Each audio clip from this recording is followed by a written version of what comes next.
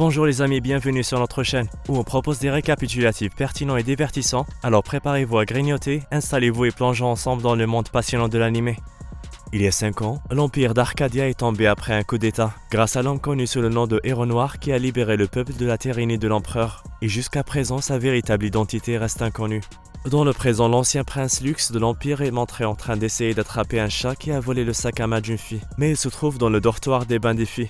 Après cela, les filles l'emmènent en prison, l'accusant d'être un voyeur. Et là, ils réfléchissent à une punition appropriée à lui donner. Il fait de son mieux pour prouver que ce qui s'est passé est un malentendu, mais il échoue. C'est alors que le directeur de l'Académie des Chevaliers demande à le voir. Il est donc amené et dès qu'il entre dans le bureau, la dame dit qu'il n'a pas l'air d'un criminel. Elle explique ensuite que le nouveau royaume a investi d'importantes ressources dans l'entraînement des chevaliers dragons afin d'être à la hauteur des forces militaires des autres pays et que cette académie se trouve être une école exclusivement féminine destinée à les former car les filles ont des plus grandes aptitudes à devenir chevaliers dragons. Et pour terminer son discours historique, étonnamment le directeur invite le garçon à travailler dans l'académie. Mademoiselle Lisha interrompt leur réunion, furieuse parce qu'elle n'a pas apprécié ce qui s'est passé dans le dortoir des bains et le directeur lui donne le droit de décider de la punition. Sans hésiter, Lisha le défie dans un combat sans savoir qu'il est appelé le plus faible invaincu et qu'il est le gagnant du prix en argent dans le tournoi de la capitale royale. Lisha l'informe qu'il doit gagner le combat pour sauver sa vie et son travail à l'académie, sinon il sera emprisonné comme un criminel. Elle le choque alors en lui révélant qu'elle est la première princesse du nouveau royaume d'Atismata, celle qui a gagné contre l'ancien empire. Après la réunion, le garçon rencontre sa sœur Eri qui lui dit qu'en tant qu'ancienne famille royale, ils sont considérés comme des criminels et que personne ne leur accorde de la valeur. C'est pourquoi il doit gagner le combat. De plus, il apprend que Lisha n'a perdu contre personne donc son combat va être difficile. Le lendemain matin, le combat entre les deux dragons machines commence et les deux se montrent prêts à invoquer leur machine. La fille invoque une arme ancienne rare considérée comme l'une des plus puissantes au monde et lance une attaque contre Lux. L'écart entre leurs pouvoirs est si évident que le garçon semble n'avoir aucune chance face à elle. Mais il essaie innocemment au milieu du combat de s'excuser pour ce qui s'est passé dans le bain, ce qui rend son adversaire encore plus enragé et elle active toute sa puissance et lance une nouvelle attaque. Rapidement, elle commence à se sentir épuisée et perd le contrôle de sa machine, et ce qui aggrave la situation est l'apparition d'un monstre noir qui les attaque. Eri est surprise car ce genre de monstre ne vient que des ruines et sa présence dans leur école est très étrange. Cependant, elle semble sûre que son frère le vaincra. Sur le champ de bataille, les deux chevaliers parviennent à élaborer un bon plan et à vaincre le monstre, mais Lux s'évanouit et il est amené en lieu sûr. La jeune fille est impressionnée par la performance du garçon et pour la première fois de sa vie, quelqu'un la protège contre le danger. Le soir, elle se rend dans sa chambre pour s'assurer qu'il se sent bien. Elle informe qu'elle lui pardonne de tout ce qu'il a fait, mais qu'il doit commencer à fréquenter l'académie en tant qu'étudiant. Le lendemain matin, le garçon rejoint sa classe et se présente, se sentant gêné d'être le seul garçon dans la salle. Alors qu'il cherche un siège libre, il en trouve un par hasard à côté de son vieil ami Fuluffy. Il s'assoit donc et les deux semblent avoir une bonne discussion en se rappelant de leur enfance, tandis que Lisha se sent jalouse. Après les cours, les filles se présentent aux garçons et même Lisha fait des demandes bizarres. Alors Crucifer les interrompt pour amener Lux dans le bureau du directeur, mais son intention réelle est de sauver la situation. Dehors, elle lui parle du Héros Noir, le légendaire chevalier dragon qui les a sauvés de l'ancien empereur tout seul. Puis elle lui demande de l'aider à trouver ce mystérieux homme parce qu'elle a une affaire à régler avec lui. Dans ses rêves, Lux voit un certain Fugul qui lui dit que Fi doit mourir ainsi que tous les autres élèves. Le lendemain, Lux rend visite à Lisha pour l'aider à réparer leur machine, mais il est surpris de voir qu'elle a tout réparé, et elle lui révèle qu'elle a préparé tout cela pour lui donner une chance d'intégrer l'escadron des chevaliers de l'école, une unité de force spéciale composée des cadets promoteurs, en insistant sur le fait que sa performance lors du dernier combat lui a permis de reconnaître ses compétences. Elle l'emmène ensuite au restaurant et elle s'aperçoit tardivement qu'elle a oublié son portefeuille, ce qui les amène à changer leur plan et à se promener en ville. Au sommet d'une tour avec une vue imprenable, la jeune fille confie qu'elle a été capturée par l'ancien empire d'Arcadie et utilisée comme otage contre son père qui a participé au coup d'état. C'est pourquoi elle a l'écusson de l'empire dans son ventre. À l'époque, son père a refusé de négocier et a choisi de se battre pour le royaume d'Atismata à sa place. Elle s'est sentie désespérée et faible. Elle a même pensé à se ranger du côté de l'Empire au lieu du coup d'état. Mais après la mort de son père, elle a été considérée comme le membre survivant de la maison Atismata. Et ils l'ont honorée en lui donnant le nom de princesse. Et le fait qu'elle portait la marque de l'ancien empire a été caché. Plus tard, le garçon s'endort dans le dortoir et revoit son frère Fugil qui lui dit qu'il est le plus faible de la famille impériale. Le matin, tous les chevaliers sont convoqués après l'apparition d'un grand gouffre dans les ruines du sud-ouest. Lisha et les escadrons de nuit se rendent immédiatement sur place, mais sur le champ de bataille, elle rencontre Hagrid, le capitaine de l'escadron des chevaliers de garde impériale de l'Empire d'Arcadie, qui l'attrape elle et son groupe avec des multiples gargouilles. Tous les autres chevaliers se retirent à l'exception de la princesse qui veut prouver sa valeur, mais qui est rapidement mise à terre. À l'académie, irritant de convaincre son frère que sa machine n'est pas à la hauteur d'un tel ennemi et qu'il ne peut pas non plus utiliser son épée. Mais il lui promet de faire de son mieux pour sauver la princesse et se précipite sur le champ de bataille. Il la sauve et lui dit que malgré son échec en tant que prince, il la protégera et l'aidera à être reconnue comme une reine digne de ce nom. Il invoque alors un dragon machine à riment divin, leur prouvant qu'il est le héros noir et le traître qui a levé son épée contre sa famille il y a 5 ans. Après avoir assisté à cette scène sanglante, Aerys se souvient que son frère a vaincu plus de 1200 chevaliers de l'ancien empire. Une fois encore, il utilise froidement toute sa puissance et détruit son ennemi en un clin d'œil, ce qui impressionne tout le monde. Le lendemain, les filles de l'académie préparent une surprise pour Lux afin de le remercier des services qu'il a rendus au royaume. Lorsqu'il entre dans la salle, le garçon est accueilli chaleureusement par ses camarades de classe qui s'amusent et profitent de la nourriture et des jeux. De façon inattendue, le directeur de l'école montre un bout de papier rouge et annonce que la fille qui s'en empare dans 1 heure aura Lux comme esclave pendant 1 semaine. Le garçon prend donc le papier et se met à courir pour éviter que cela n'arrive. Et les filles font de leur mieux pour lui arracher le papier des mains. Au bout d'un moment, Lux parvient à se cacher dans le garage de Lisha, où il la trouve en train de réparer ses machines. La fille lui pose des questions sur leur dernière bataille, mais avant d'obtenir la réponse, elle utilise une de ses machines pour l'attraper afin de lui arracher le papier, mais elle échoue et le garçon parvient à s'échapper. Par chance, il trouve une pièce vide et décide de passer les 10 minutes restantes avant la fin du jeu, en se cachant à l'intérieur. Par malchance, il se rend compte qu'il se cache dans les vestiaires, et Crucifer se rend compte de sa présence mais elle garde le secret. Après le départ de toutes les filles, Crucifer appelle le garçon et le piège pour qu'il donne le papier, ce qui signifie qu'elle le contrôlera pendant toute 1 semaine. Alors elle saisit cette chance et lui demande d'agir comme s'il était un amant. Plus tard, la directrice convoque Lux au sous-sol où elle lui montre le siffleur qui possédait le commandant Hagrid et qu'il utilisait pour contrôler les abysses. Il pense donc que c'est la clé pour entrer dans les parties les plus profondes des ruines.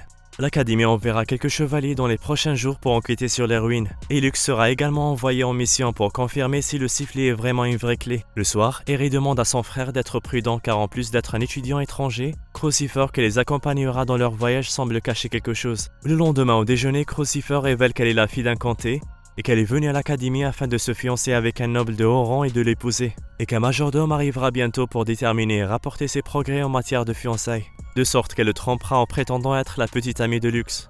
Après cela, le couple part faire du shopping en se tenant la main pour attirer le plus d'attention possible. Mais sur le chemin du retour, ils se font attaquer par un groupe de bandits. La fille demande à Lux de lui gagner un peu de temps pour invoquer sa machine dragon et en effet, une bataille féroce s'engage immédiatement. Sa machine possède le rayonnement divin de Fafnir qui lui permet de voir dans l'avenir, ce qui l'aide à terminer la bataille si rapidement.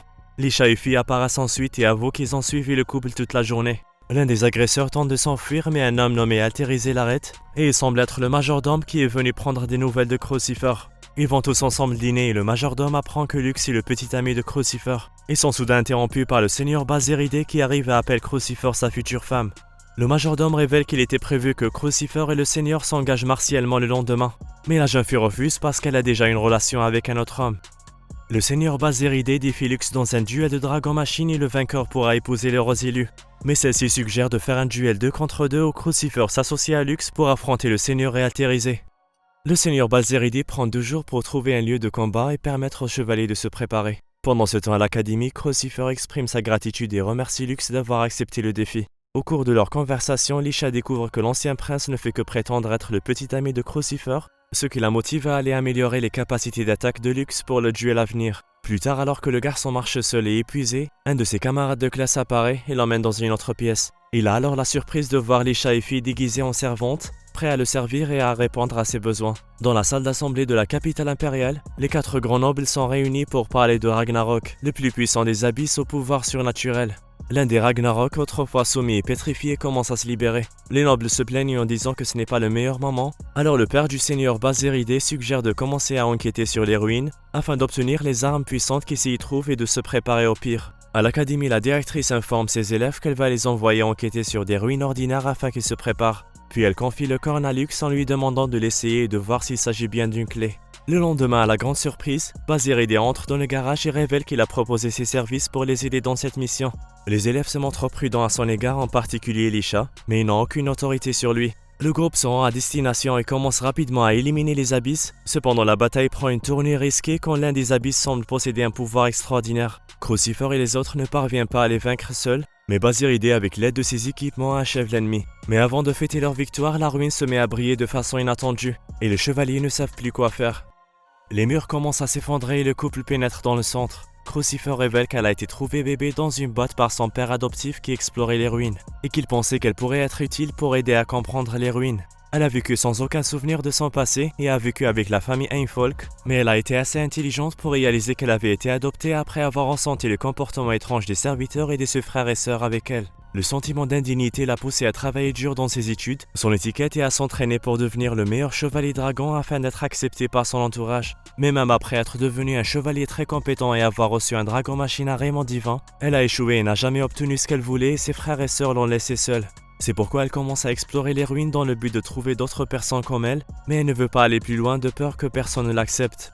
Le garçon lui tient la main et lui dit qu'elle compte pour lui quoi qu'en disent les autres.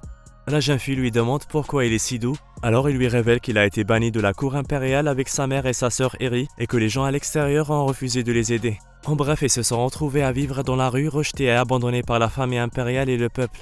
Cependant, Fille, son ami d'enfance, l'a sauvé alors qu'il n'avait rien. Elle jouait avec lui et lui rendait visite tous les jours, ce qui lui a fait comprendre que la haine n'était jamais une solution.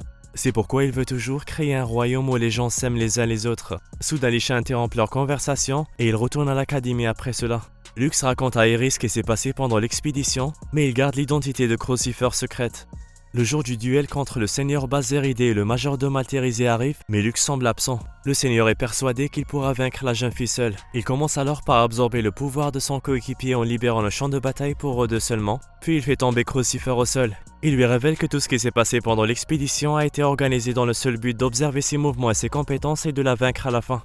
La prochaine étape est de la forcer à devenir sa femme et doucement sa servante. Mais leur conversation est interrompue par l'apparition de Lux avec la machine dragon du héros noir. Le seigneur Bazeridé ne semble pas surpris d'apprendre la véritable identité du héros noir, et les deux commencent immédiatement à se battre. Peu après, Lux se retrouve incapable de placer un coup et se rend compte que Bazeridé a absorbé tout son pouvoir comme il a fait avec Altérésie, ce qui lui a permis à prendre l'avantage. Crucifer demande à Lux d'arrêter de se battre pour elle car elle ne vaut pas la peine, mais il ignore et continue à se battre déterminé à vaincre son adversaire. Et en effet, il réussit à gagner le combat après avoir asséné un coup mortel. Le lendemain, le majordome convoque le couple Lux et Crucifer dans une pièce vide, où elle exprime son bonheur pour eux et choque le garçon en lui annonçant que la famille de Reinfolk a approuvé leur fiançailles, après avoir vu les compétences et les capacités du garçon. Le garçon semble inquiet car il ne faisait que semblant, mais Crucifer lui dit de se calmer.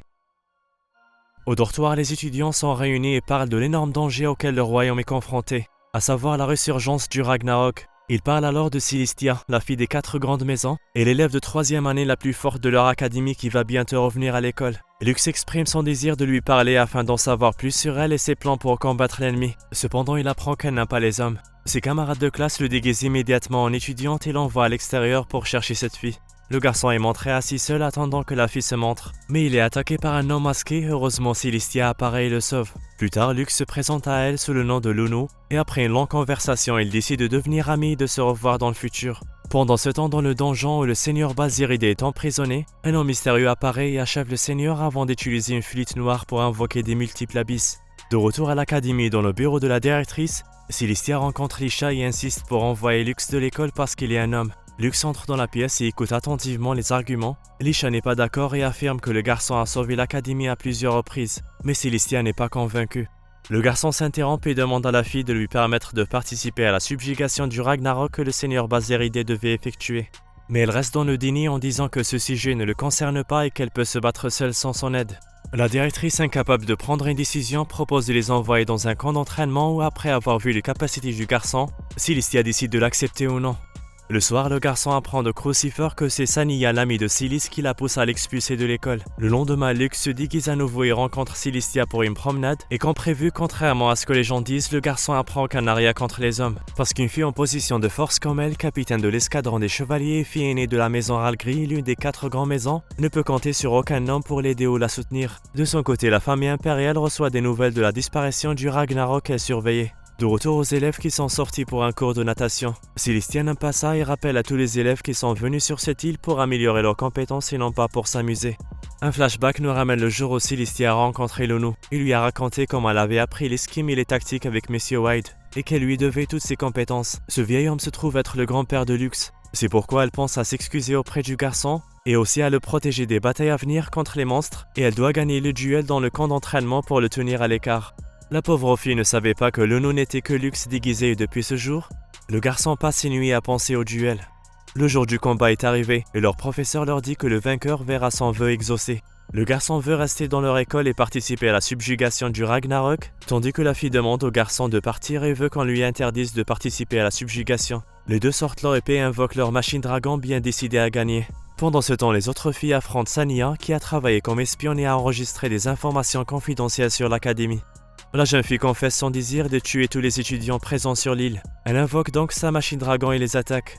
Pendant ce temps, sur le champ de bataille au milieu du combat, un abysse apparaît les interrompant et attaquant tous les élèves. Célestia insiste pour vaincre le monstre toute seule mais Lux l'aide, surtout quand les choses commencent à empirer après l'apparition de Sania et du mystérieux gars qui utilise le corps noir pour contrôler l'abysse. En état de choc, Célis tente d'arrêter la folie de son ami mais elle échoue et le monstre lui assène un coup fatal qui la fait tomber et perdre le contrôle de sa machine.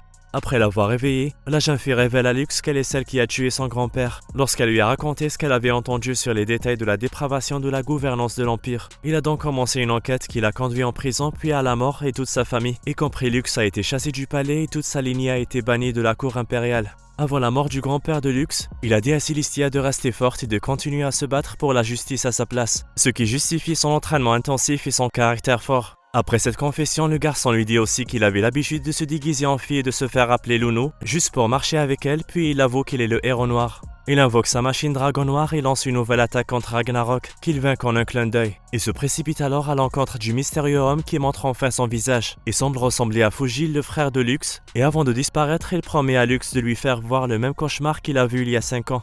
De retour à l'académie, la fille exprime ses remerciements et sa gratitude au garçon pour l'avoir aidé sur le champ de bataille. Soudain, les élèves entendent un bruit étrange à l'extérieur suivi de l'apparition d'une étrange créature. Alors la directrice explique qu'il s'agit d'une des ruines, puis elle se tient devant eux pour leur révéler le véritable but du voyage qui est d'explorer les ruines.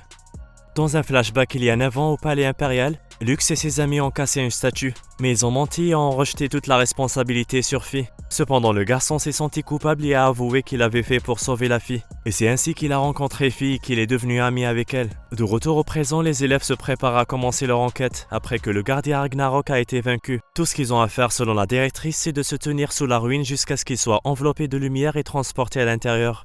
Cette fois-ci, Eri se joint à eux et une fois à l'intérieur, il commence à explorer la zone. À l'intérieur de la ruine, il trouve un écosystème semblable à une forêt naturelle. Les étudiants ne détectent aucun danger et décident donc de se séparer en équipe pour couvrir plus de terrain. Et Célestia se montre très heureuse de travailler aux côtés de Lux. Soudain, il détecte une fille humaine à une centaine de mètres sous les débris. Et en effet, après vérification, il en trouve une fille endormie. Crucifer se précipite pour la voir, espérant qu'elle rencontrera enfin quelqu'un qui a vécu dans les ruines comme elle. En touchant son visage, la jeune fille ouvre les yeux et révèle qu'elle n'a aucun souvenir de la catastrophe qui a eu lieu. Elle se présente alors comme une automate nommée Krulshi, travaillant en tant que gestionnaire de la ruine et elle reconnaît Crucifer comme un superviseur.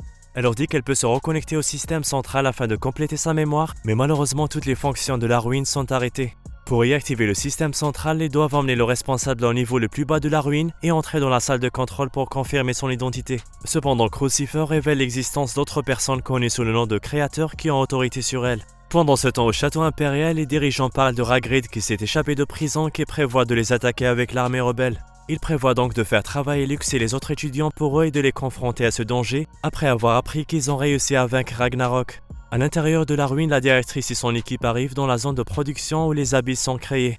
Soudain, Fi est prise d'un violent mal de tête et prévient ses amis d'une menace imminente. Peu après, un grand abysse attaque Lux et détruit sa machine dragon. La directrice leur dit que la ruine est en mode de garde et qu'elle a libéré 3 abysses. Le garçon demande à la directrice de suspendre l'enquête, mais elle refuse et Fi se précipite et il la suit. En se rendant à un autre niveau, le garçon découvre un laboratoire secret où l'ancien empereur faisait des expériences sur les humains pour développer des nouvelles armes. Mais Lux est incapable de se souvenir de quoi que ce soit de précis. Après avoir vaincu l'abysse, il voit Fi épuisée dans le laboratoire et se précipite pour la sauver mais elle l'attaque soudainement. Fi commence à étouffer Lux sans raison précise, mais elle s'effondre soudainement et le mystérieux homme nommé Hayes réapparaît. Il avoue qu'il a planté une graine de Ragnarok dans le corps de Fi et qu'elle a grandi tout en mangeant la fille de l'intérieur et en la transformant en abysse. Ce qui explique pourquoi la fille tombe malade et dort tout le temps. L'homme mystérieux continue en disant qu'elle souffre parce qu'elle a défié les ordres et a refusé de le tuer, et que cette décision la réduira en poussière. Et pour la sauver, Lux doit utiliser Crucifer comme clé pour ouvrir la porte au niveau du plus bas des ruines. En seulement 2 jours et avant de partir, Hayes révèle qu'il a la même couleur de cheveux que Lux et ses frères et sœurs, ce qui signifie qu'il y a un lien entre tous, laissant l'ancien prince. De retour au dortoir, le garçon s'occupe de Phi et remarque que l'un de ses yeux ressemble à celui de l'Abysse. Après cela, il se rend dans le bureau de la directrice et apprend qu'il y a 7 ans, l'Ancien Empire avait kidnappé Phi pour des expériences humaines, mais que les gens l'ont sauvée et l'ont envoyée chez elle. Malheureusement, lorsque la directrice a vu les archives de l'Ancien Empire, elle a appris que sa sœur était déjà morte et transformée en Abysse, et que la clé pour la sauver se trouve au niveau le plus bas des ruines. Le lendemain, Lisha et Eri parviennent à réparer la machine dragon de Lux, tandis que le garçon voit en rêve Fugil, son frère aîné, qui lui demande de détruire la corne noire utilisée par Ias et de tuer le Ragnarok qui contrôle la graine. Avant de poursuivre leur mission, Lux rend visite à Phi dans sa chambre et lui promet de la sauver comme elle a fait pour lui à plusieurs reprises. L'escadron des chevaliers atteint la partie la plus basse de la ruine et Crucifer ouvre la porte sans révéler sa véritable identité. Mais la mission prend une tournure inattendue lorsque Krulchi restaure ses souvenirs et qu'elle sait maintenant que son devoir est d'éliminer tous les étudiants à l'intérieur de la ruine. Les choses vont rapidement empirer avec l'apparition de Eyas avec Phi qui semble inconsciente et qui suit ses ordres sans aucune hésitation. Mais Eri découvre rapidement que Eyas utilise la corne noire pour émettre un son et contrôler Phi, mais que son effet s'estompe après un court laps de temps. Avec un geste intelligent, elle utilise une autre corne noire pour ramener la jeune fille à ses sens. Eyas ne semble pas surpris et utilise son corne noire pour invoquer un énorme Ragnarok. Les élèves unissent leur pouvoir et lancent un barrage de coups sur le monstre, mais ils sont surpris d'apprendre qu'il a une capacité de régénération et que plus on le frappe, plus il devient fort. Lux est en difficulté dans cette bataille et se souvient de toutes les paroles que son frère lui a dit qu'il était faible et incapable de protéger son peuple. Mais son amour pour Phi le motive et il libère la vraie forme de sa machine dragon et lance une attaque écrasante sur Ragnarok, ne laissant pas d'autre choix à Eyas que de s'enfuir pour sauver sa vie. Lux s'évanouit après cette bataille et se réveille la nuit pour trouver Phi qui s'occupe attentivement de lui, comme elle le fait toujours. Quelques jours plus tard, Lux sort de l'hôpital et tous ses camarades de classe se montrent très heureux pour lui. La directrice a même organisé une fête pour lui et alors qu'ils sont tous réunis pour s'amuser, elle annonce un grand événement à venir. Elle poursuit en disant qu'il s'agit du plus grand événement organisé par le royaume, le festival de la fondation du royaume qui s'étend sur plusieurs jours. Les filles sont très excitées par cet événement et veulent tous sortir avec le seul camarade de classe masculin. Une fois de plus, la directrice les éclaire de ses brillantes idées en leur suggérant de choisir 3 filles qui, selon elle, se sont particulièrement bien débrouillées au camp d'entraînement et de les récompenser en les amenant chacune à un rendez-vous séparé. Plus tard, sur le chemin de retour, Eri annonce à Lux qu'une bataille de dragons aura lieu pendant le festival et que les nobles des pays voisins sont invités à y participer. Le garçon demande plus de détails, alors elle lui explique qu'il s'agit d'un tournoi de Dragon Machine où les représentants de tous les royaumes s'affrontent pour les droits d'exploitation des ruines. Et l'escadron des chevaliers dont fait partie Lux représentera le royaume d'Atismata. Mais il est peu probable qu'il y participe en raison de son mauvais état de santé. Puis elle informe de l'Ancien Empire qui s'est échappé de prison et qui est maintenant à sa recherche. Après cela, les filles font porter à Lux un beau costume pour aller à son premier rendez-vous avec Celestia, qui porte elle aussi une belle robe. Les deux sont montrés en train de s'amuser et de passer du bon temps. Peu de temps après, les filles lui font à nouveau changer de vêtements pour assister à un bal avec Crucifer, son deuxième rendez-vous, et ils dansent ensemble jusqu'à la fin de la journée. Comme prévu après sa belle danse avec la charmante Crucifer, il va retrouver Phi pour la récompenser en lui offrant un rendez-vous comme les deux autres filles. Et cette fois, il visite l'église où ils se souviennent de leur enfance. Le lendemain, alors que Lux et Eri parlent de la bataille de tous les dragons, une mystérieuse femme nommée Yoroka se présente en s'adressant à Lux comme son maître. Elle se présente alors comme un chevalier dragon qui servait la famille impériale et qu'elle est venue chercher le désir sincère de le servir. Plus tard, le garçon lui demande pourquoi elle insiste pour le servir. Alors elle lui révèle qu'elle a toujours l'espoir que l'Ancien Empire se révélera et qu'elle croit que Lux joue un long jeu et qu'il trompera bientôt les filles et reconstituera l'Ancien Empire. Mais Lux nie ces rumeurs, ce qui la rend furieuse. Heureusement, Celestia arrive à temps avec son escadron de chevaliers pour arrêter la mystérieuse femme. Mais avant de partir, elle dit à Lux qu'un projet secret est en train de se préparer à petit feu et qu'il sera bientôt prêt, ce qui suscite la curiosité de Lux. Le lendemain matin, Lux rend visite à Lisha dans sa chambre où elle s'entraîne pour son discours en tant que princesse du nouveau royaume. Elle lui demande alors d'être son chevalier personnel, mais le garçon demande du temps pour y réfléchir. Ailleurs, le trio Eyas, Yoroka et Sinia ainsi que le Crusher se préparent à quelque chose à l'intérieur des ruines. À la cour impériale, Lux et Eri sont convoqués par la famille royale afin d'être informés de la situation du royaume et du projet des loyalistes de l'Ancien Empire de déclencher une rébellion juste après la fin du festival. De plus, les nobles ont appris que plus de 100 abysses sont cachés dans un village abandonné et qu'ils sont retenus par le pouvoir de la Corne. Le roi a donc l'intention de les éliminer avant que les rebelles ne passent à l'action. Et à cette fin, il ordonne à Lux de combattre les 100 abysses et de gagner la bataille de tous les dragons s'il veut que toutes les accusations portées contre lui soient levées. Eri s'oppose mais le garçon l'ignore et accepte même s'il sait que sa machine dragon ne peut tenir que 12 minutes après leur dernier combat. Après cette rencontre, Lux rend visite à Lisha et lui demande de réparer les pièces endommagées de sa machine dragon, mais il remarque la présence de Yoroka aux alentours et la confronte. La jeune fille lui répond qu'elle n'a pas l'intention de se battre avec lui et lui demande d'être prudent car il est le seul survivant masculin de l'ancienne famille royale. Elle lui raconte son histoire et lui dit qu'elle possède le talent de sentir les intentions meurtrières des gens et de les tuer sans hésitation, ce qui lui a valu le surnom de monstre sans cœur. Elle lui demande alors de mener leur rébellion afin de devenir le nouveau roi, mais il décline son offre. Elle le prévient alors d'être prudent lors de la prochaine bataille de tous les dragons et part après lui avoir fait comprendre qu'ils sont dans des camps différents et qu'ils se battront l'un contre l'autre très bientôt. Le lendemain, le tournoi commence et tous les premiers élèves de l'académie, y compris Lux, gagnent leur combat et passent au niveau supérieur. Notre garçon part pour sa mission avec les sans-abysses pendant que Lisha se prépare pour son premier combat. Les choses commencent très bien mais soudain, au milieu de son combat, elle perd étrangement le contrôle de sa machine et commence à attaquer le public au lieu de son ennemi. Les gardes interviennent alors et l'emmènent en prison pour la garder jusqu'à la fin de l'enquête. Pendant ce temps, notre garçon, en chemin vers le village abandonné, trouve Sania avec sa machine dragon qui l'attend pour le combattre. Elle invoque rapidement les sans-abysses et leur ordonne de l'attaquer. Le garçon en profite et attire tous les abysses vers la première ligne de défense des forces de l'Empire qui parviennent à les éliminer tous. À ce moment-là, Eri parle aux filles de la mission de Lux à l'extérieur du royaume et insiste pour qu'elles gagnent les batailles afin de remplir le contrat. Après cela, elle se souvient de ce qui s'est passé avec Lisha et elle découvre que la machine de Yoroka est la seule à posséder la capacité de manipuler d'autres machines. Alors afin d'éviter d'autres incidents, elle décide de la capturer. Pendant ce temps, alors que Lux essaie de se reposer au quartier général, il entend une explosion et se précipite pour vérifier. Il s'avère que les rebelles ont lancé une attaque contre les chevaliers après que les abysses les aient épuisés. Lux décide d'affronter les rebelles dirigés par Hagrid, mais il hésite à utiliser sa machine de héros noir car elle ne peut lui donner un avantage que pendant 12 minutes. Le garçon prend le risque d'invoquer sa machine dragon du héros noir après avoir réalisé qu'il était tombé dans leur piège et a commencé à consommer la force de son ennemi jusqu'à ce que le temps soit écoulé. L'ennemi riposte et tranche le bras de la machine dragon de Lux, mais il se rend compte qu'il a tranché le bras d'une wyvern que Lisha a méticuleusement fabriqué pour ressembler à la véritable machine dragon du héros noir. Le garçon révèle son épée noire et invoque la véritable machine destructrice pour lancer une course contre la montre afin de mettre fin à tout dans un délai de 12 minutes. Pendant ce temps, la 5e ruine, connue sous le nom de la géante, attaque la capitale. Sania rend visite à Lisha dans sa cellule et lui montre la puissance écrasante de la ruine géante, qui est capable d'anéantir tout le royaume en un clin d'œil. Puis lui demande de rejoindre les rebelles en tant que négociatrice afin d'éviter les pertes humaines dans la guerre. La jeune fille refuse de trahir son pays et Sania ordonne à ses hommes de commencer à l'agresser. Mais Lux arrive juste à temps et sauve la situation. Lisha lui raconte ce qui s'est passé pendant le combat de tous les dragons et lui révèle son incapacité à sauver son royaume. Mais il lui rappelle que ce n'est pas de sa faute et que le fait qu'elle a fait de son mieux est déjà suffisant. À l'extérieur, les élèves attaquent le géant avec leur machine dragon et le couple Lisha et Lux se joint à eux. Ils unissent leurs forces pour déclencher une attaque dévastatrice qui laisse le géant immobilisé et inutile devant eux. Et As furieux décide de sortir et de s'occuper des élèves par lui-même.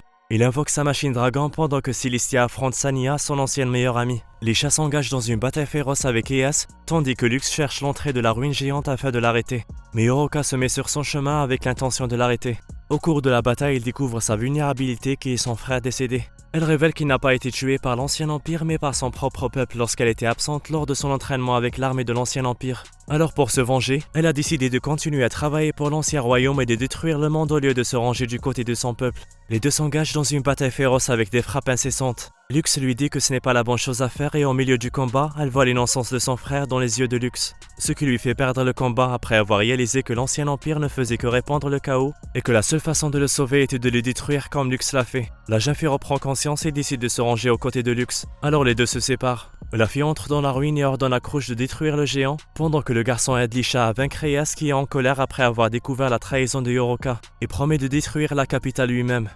Mais avant qu'il ne puisse agir, Lisha et Lux unissent à nouveau leur pouvoir en vitesse parce que le garçon n'a pris beaucoup de temps et ils vainquent leur ennemi. À la fin de la bataille, la princesse Lisha et son chevalier Lux se tiennent devant leur peuple pour annoncer le début d'un nouveau chapitre de leur vie où leur avenir n'est plus lié à leur passé. Après un discours très émouvant, les filles se précipitent pour remercier Lux de son aide et Yoroka les rejoint pour construire un nouveau royaume où tous les peuples vivront en paix. On est arrivé à la fin de notre vidéo d'aujourd'hui, j'espère que vous l'avez trouvée fun et amusante. Restez branchés pour d'autres vidéos divertissantes et prenez soin de vous. À bientôt.